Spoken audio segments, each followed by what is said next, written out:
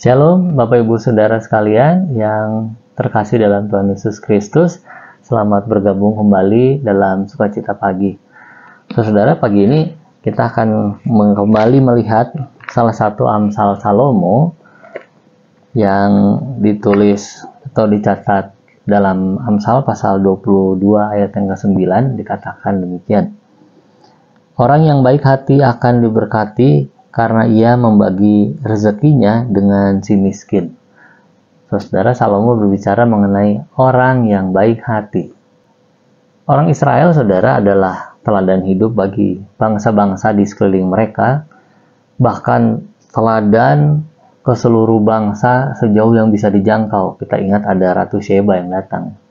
Kalau umumnya bangsa-bangsa mengejar keuntungan tanpa mau berbagi, bangsa Israel diperintahkan memperhatikan janda, anak yatim, orang asing.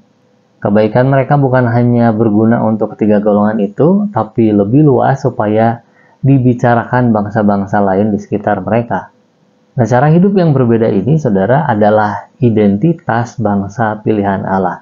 Ini identitas yang sengaja Allah buat supaya berbeda. Kalau bangsa-bangsa lain hidup semakin menjauhi Allah, Israel didorong untuk punya identitas sebagai bangsa yang saleh dan dikasihi Tuhan. Nah, dalam lingkup individu, saudara, perbuatan baik seperti ini sangat personal dari orang ke orang. Membagi rezeki dilakukan orang yang merasa dirinya berkelebihan kepada orang yang berkekurangan. Kita ingat bahwa Boas pernah melakukan itu kepada Naomi dan Ruth. Orang yang satu membantu orang yang lain.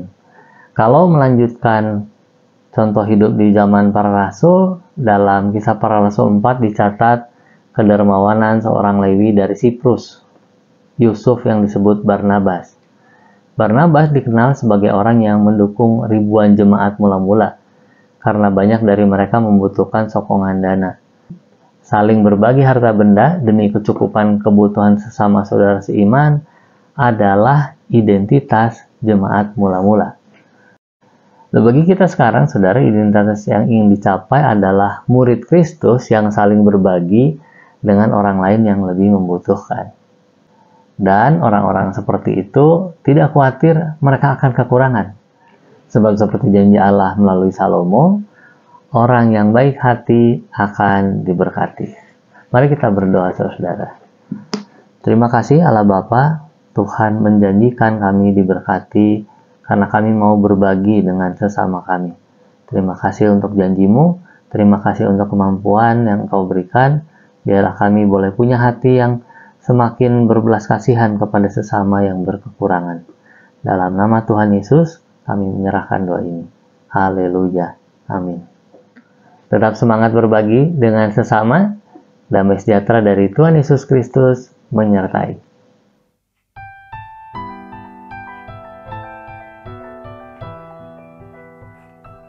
Kita sekalian satu dalam Roh Kudus. Kita sekalian satu dalam Roh Kudus. Dan semoga pulihlah kesatuan yang tulus. Kita pun dikenali karena kasih Kristus. Karena kasih kita dikenali terus. Mari jalan bersama bergandengan tangan. Mari jalan bersama bergandengan tangan. Kehadiran Tuhan di mana-mana beritakan. Kita pun dikenali karena